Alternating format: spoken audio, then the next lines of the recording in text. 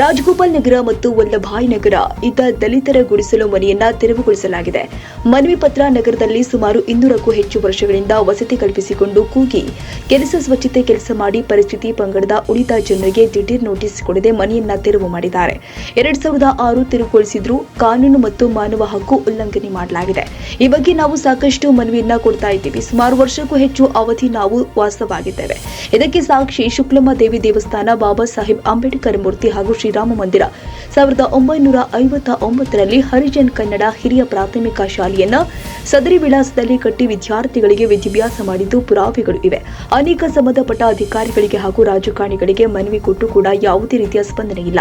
ಈ ಹಿಂದೆ ವಲ್ಲಭಾಯ್ ನಗರ ಮತ್ತು ರಾಜಗೋಪಾಲ್ ನಗರದಿಂದ ಧಾರವಾಡ ಜಿಲ್ಲಾಧಿಕಾರಿ ಕಚೇರಿಗೆ 25 ಕಿಲೋಮೀಟರ್ ಪಾದಯಾತ್ರೆ ಮುಖಾಂತರ ಮನವಿ ಮಾಡಿದ್ದು ಕೂಡ ಯಾವುದೇ ಸರ್ಕಾರ ಇದಕ್ಕೆ ಸ್ಪಂದನೆ ಇಲ್ಲ. ಆದ್ದರಿಂದ ಮಾನ್ಯ ಮುಖ್ಯಮಂತ್ರಿಗಳು ನಿವೇಶನ ಮನವಿಯನ್ನ ಪರಿಗಣಿಸಿ ಶೀಘ್ರವಾಗಿ ನಿವೇಶನ ವಂಚಿತರಿಗೆ ಪರಿಹಾರ ಮಂಜೂರು ಮಾಡಬೇಕು. ಈ ಸಂದರ್ಭದಲ್ಲಿ ಬಸಂತ ಕುಮಾರ್, ಅನಂತ್ ಕುಮಾರ್, ಗಂಗಾಧರ್, ವೆಂಕಟೇಶ್, ಸುರೇಶ್ ಕುಮಾರ್, ಶ್ರೀನಿವಾಸ್ ಹಾಗೂ ಅನೇಕರು ಪಾಲ್ಗೊಂಡಿದ್ದರು.